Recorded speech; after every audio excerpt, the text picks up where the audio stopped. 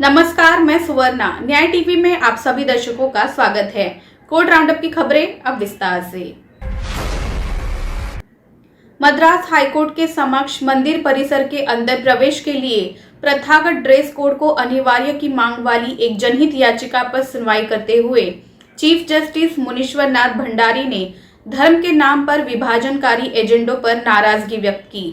Chief justice ने ये याद दिलाते हुए कि हमारा देश एक धर्मनिरपेक्ष देश है, आगाह किया कि देश को धर्म के आधार पर विभाजित करने का प्रयास किया जा रहा है। चीफ जस्टिस ने पूछा, सबसे महत्वपूर्ण क्या है, देश या धर्म?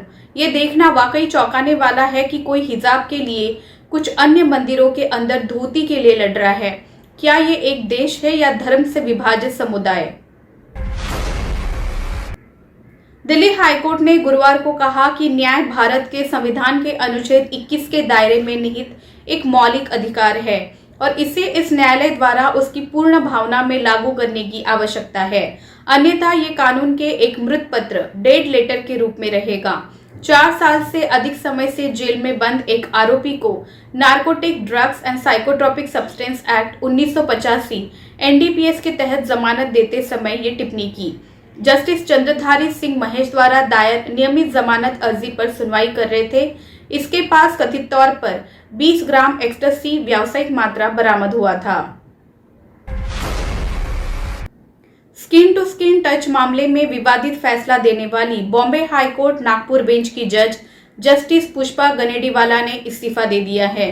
वो हाईकोर्ट की एक अतिरिक्त न्यायाधीश थी जिनका विस्तारित कार्यकाल 12 फरवरी को समाप्त होने वाला था, क्योंकि सर्वोच्च न्यायालय के कॉलेजियम में उनके कार्यकाल के विस्तार की सिफारिश नहीं की थी। उन्होंने कार्यकाल समाप्त होने से एक दिन पहले ही इस्तीफा दे दिया है। ये निर्णय लिया गया कि 14 फरवरी 2022 से 4 मार्च 2022 तक प्रभावी बॉम्बे हाईकोर्ट की प्रमुख पीठ सुबह 10:30 बजे से शाम 4:30 बजे तक फिजिकल रूप से काम करेगी।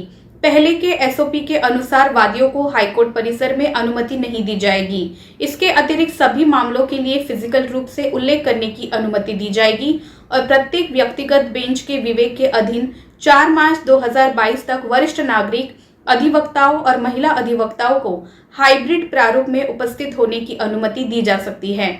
चूंकि 14 फरवरी को अवकाश घोषित किया गया है, इसलिए न्यायालय 26 फरवरी यानी शनिवार को कार्य करेगा।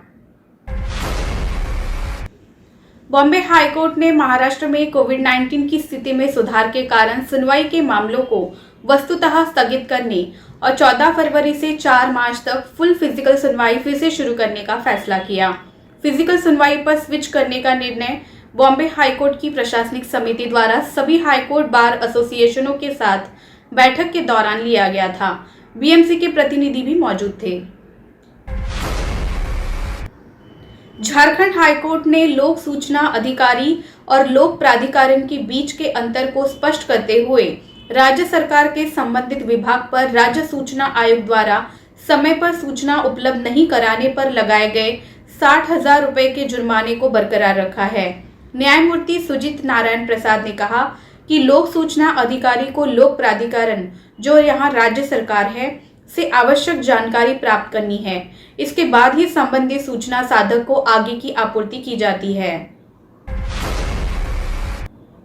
कर्नाटक हाईकोर्ट ने शुक्रवार को शैक्षणिक संस्थानों में हिजाब बैन के खिलाफ दायर याचिकाओं पर पारित अंतरिम आदेश को अपलोड किया। उल्लेखनीय है कि कर्नाटक हाईकोर्ट ने बुधवार को राज्य सरकार को शैक्षणिक संस्थानों को जल्द से जल्द फिर से खोलने का अनुरोध किया था।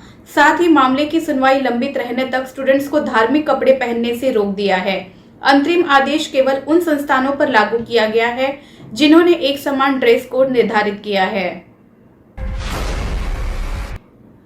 इलाहाबाद हाईकोर्ट ने गुरुवार को अखिल भारतीय आयुर्विज्ञान संस्थान दिल्ली के डॉक्टरों की एक टीम को कासगंज कस्टोडियल डेथ मामले में कस्टोडियल डेथ केस मृतक अल्ताफ के शरीर की दूसरी बार ऑटोप्सी करने के निर्देश दिए हैं। न्यायमूर्ति अंजनी कुमार मिश्रा और न्यायमूर्ति दीपक वर्मा की पीठ चंद मियां अल्ताफ के पिता द्वारा मामले में सीबीआई जांच और दूसरी बार ऑटोप्सी की मांग वाली याचिका पर सुनवाई कर रही थी। गुजरात हाईकोर्ट और अधीनस्थ अदालतें गुरुवार को जारी एक आधिकारिक सर्कुलर के अनुसार राज्य में कोविड-19 मामलों में हुई कमी को देखते हुए जल्द ही फिजिकल सुनवाई फिर से शुरू करेंगी। हाईकोर्ट 21 फरवरी से फिजिकल सुनवाई फिर से शुरू करने के लिए तैयार है।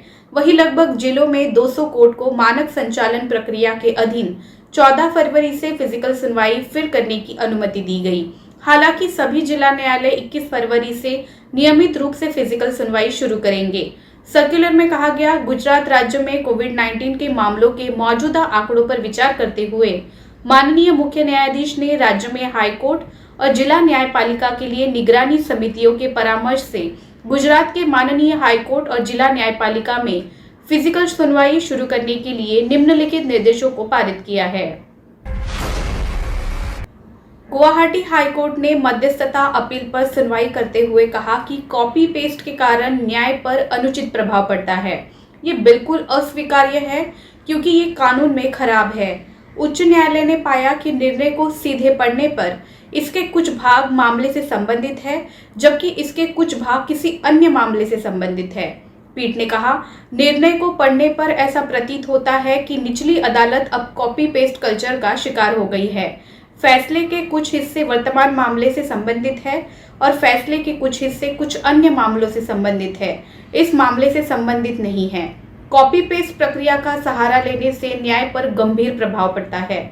तदनुसार मामले को निचली अदालत में वापस भेज दिया गया और मध्यस्थता अपील का निपटारा किया गया। फिलहाल बस इतना ही। अन्य खबरों के लिए जुड़े रहिए न्याय टीवी के साथ। नमस्कार।